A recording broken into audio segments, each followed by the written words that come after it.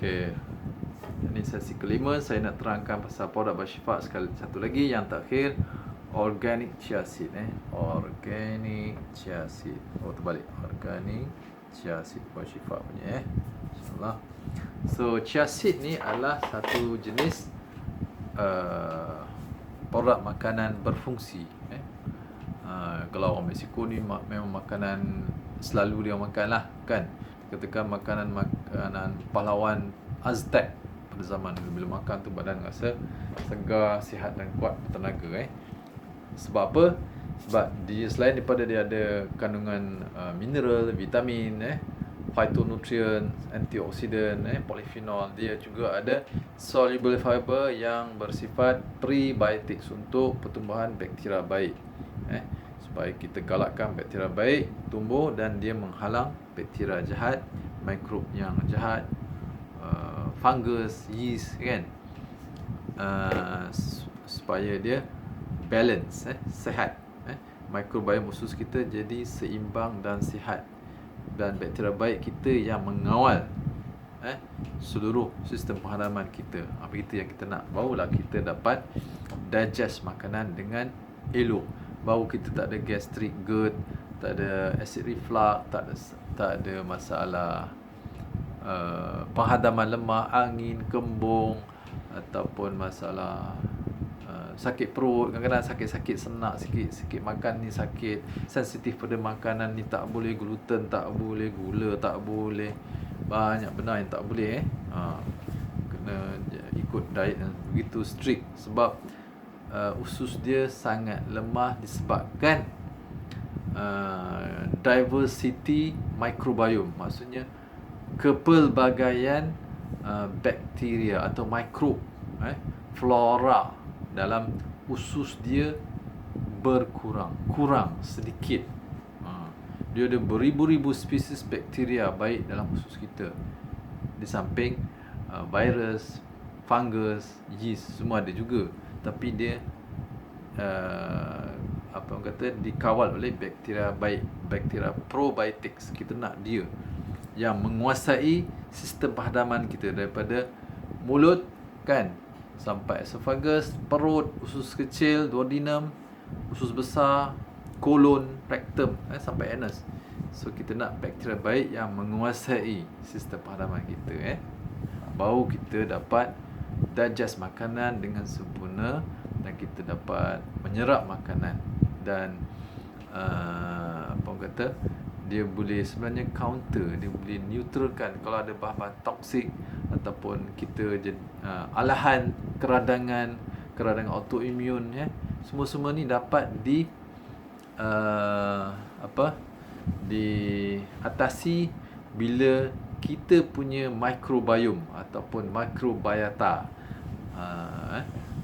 bakteria dalam usus kita seimbang dan sihat, dan pelbagai spesies dan variety. Masya Allah, lagi banyak kepelbagaian spesies bakteria dalam usus kita, bakteria yang baik, maka kita lagi jadi orang yang lebih robust. Sistem penghadapan kita robust. Kita tak alah kepada makan ni tak boleh, semua tak boleh. Susu tak boleh, daging tak boleh kan. Sebab bakteria dalam usus kita ni dikatakan lebih banyak daripada jumlah sel dalam tubuh kita, berapa trilion kan. So bakteria baik dalam usus kita ada lagi banyak daripada tu, dan kita nak lagi banyak jenis dia, spesies dia, strain dia. Lagi banyak spesies, maka kepelbagaian genetik lagi banyak, dan dia akan menghasilkan bahan kimia yang enzim kan, nutrien, menghasilkan short chain fatty acid, butyric, menghasilkan asid amino yang boleh digunakan oleh tubuh kita, asid amino essential, menghasilkan glukos bila kita perlukan. Kita tak ada makanan, bakteria baik boleh hasilkan glukos untuk kita. Masya Allah. Jadi kita win-win, kita berkawan baik dengan bakteria dalam usus kita. Tapi dengan syarat bakteria yang baik, yang overgrow, yang dominan, bukan bakteria jahat, dominan. Dan kena ada macam-macam jenis, baru dia ada hubungan. Bakteria ni dengan bakteria ni pun dia ada saling hubungan secara positif, kawan baik. friendly bacteria, sama-sama dia dia saling menggalakkan pertumbuhan bakteria baik, probiotics So ada bakteria yang boleh dia jadi bila pertumbuhan bakteria baik ni sihat dan pelbagai, banyak kepelbagaiannya, maka kita macam dia improve metabolisme tubuh kita. Jadi tak adalah kita kena penyakit metabolik, kecil manis, darah tinggi, kolesterol, penyakit jantung, stroke semua sebab dia dapat diatasi oleh bakteria baik. This is very important. Sebab tu individu setiap orang kan genetik berbeza, tapi perbezaan tu kecil, tapi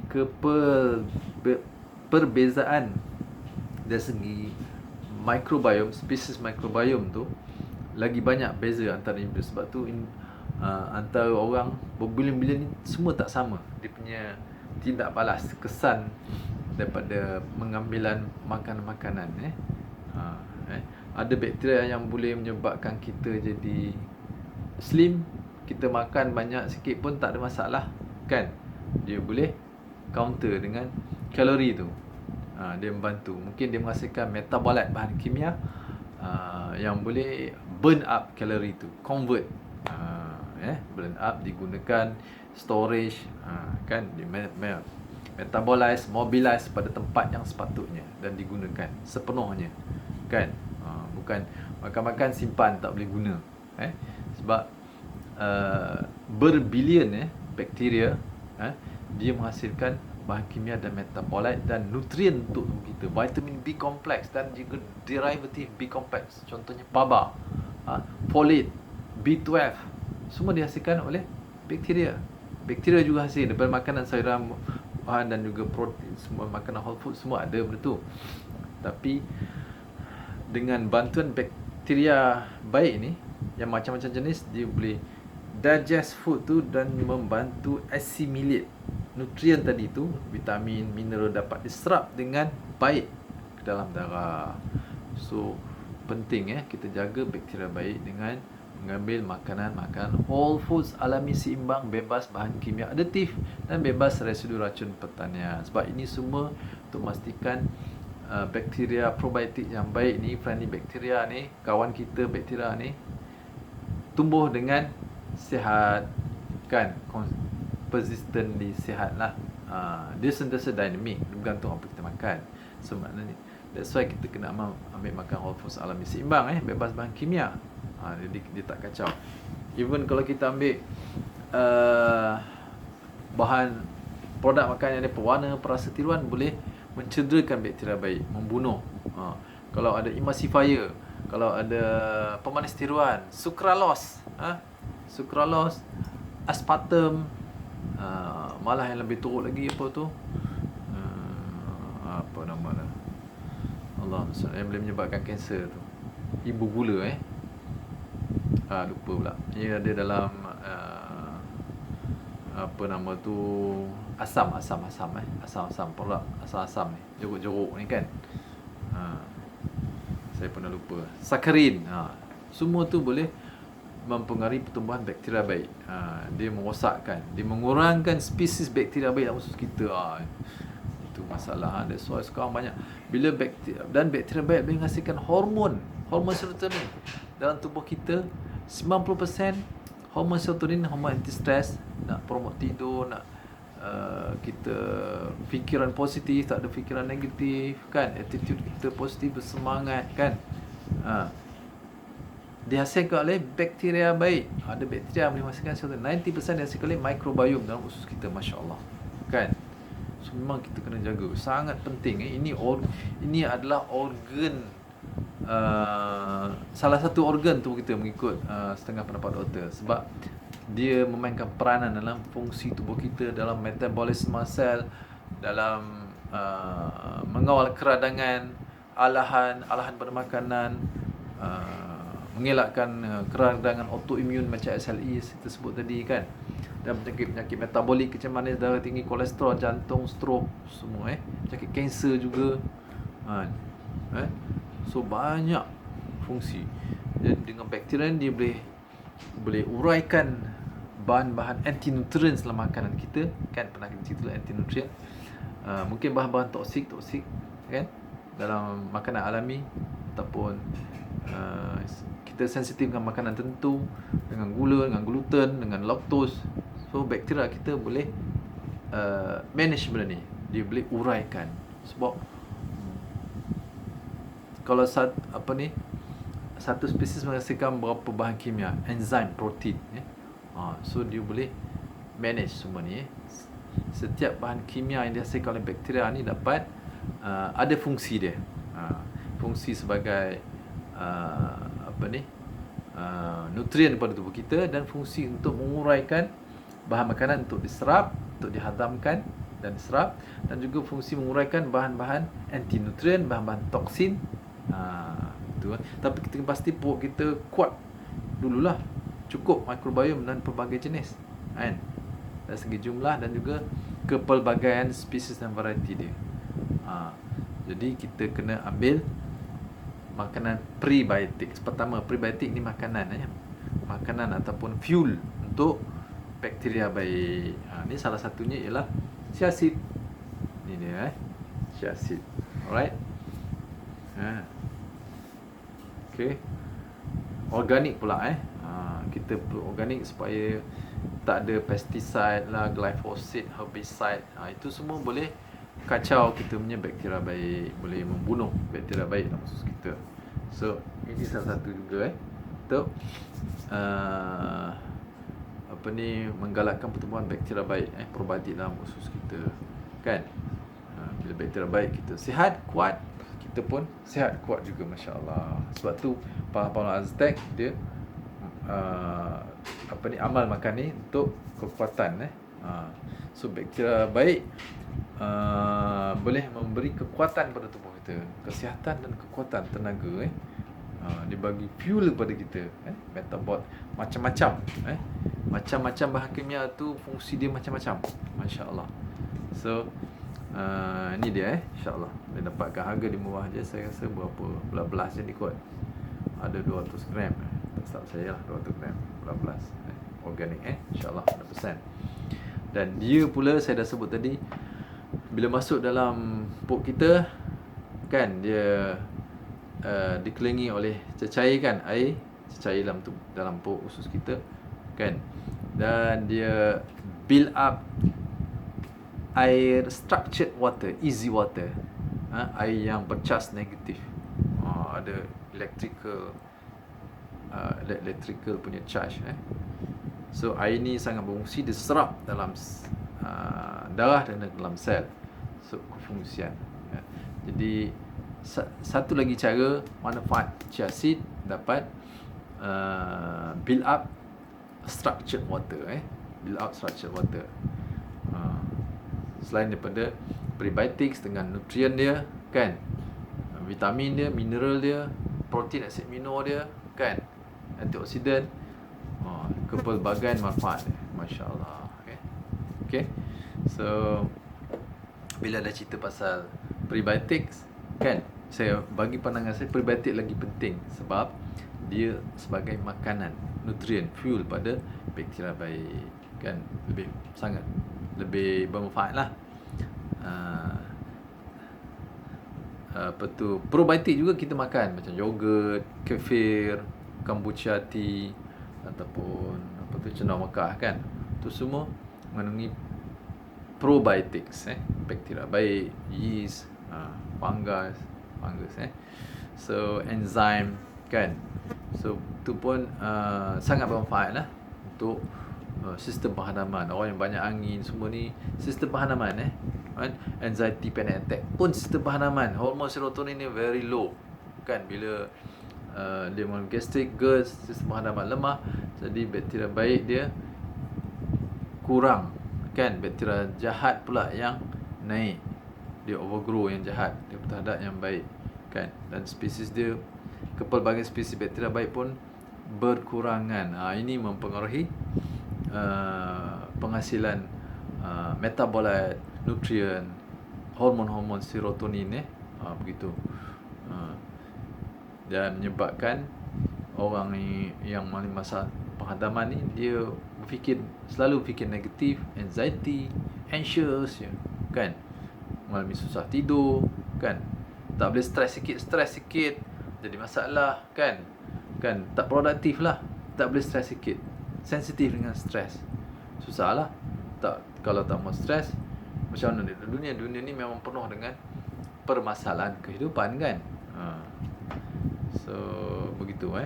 Jadi kita kena jaga bakteria baik. Selain daripada kita jaga pemakanan kita untuk fungsi organ-organ sel, bakteria baik juga adalah satu organ tubuh kita yang kita sangat perlukan, yang sangat penting. Kita tak boleh tinggalkan dia. Kalau dia tak ada, maknanya kita tak boleh hidup secara normal, sihat. Maknanya kita tak sihat. Macam orang gastrik dengan anxiety je, tengok gastrik, masalah angin, sistem penghadaman lemah, kan, macam-macam simptom dia hadapi, kan. Sampai jadi emosi tak betul, kan, emosi dia tak stable lah. Sampai pergi ke doktor, kerap sangat dia dah suruh refer ke pakar psikiatri, kan.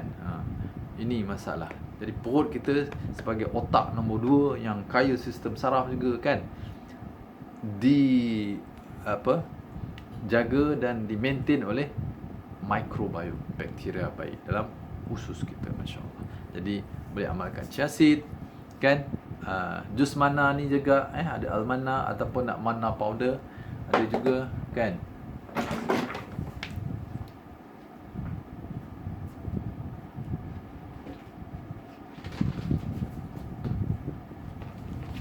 Ni babi gum powder, kan, ketul pun ada. Ni yang besarnya 500 gram pun ada, boleh, kan. Kerana orang Afrika, Sudan, dia orang makan ni hari-hari. Bagus, dia orang makan sihat, tenaga. Right, insya-Allah. Dan di samping untuk sebagai prebiotics, untuk microbiome, dia juga membantu menghidratkan sel secara langsung dan secara tak langsung.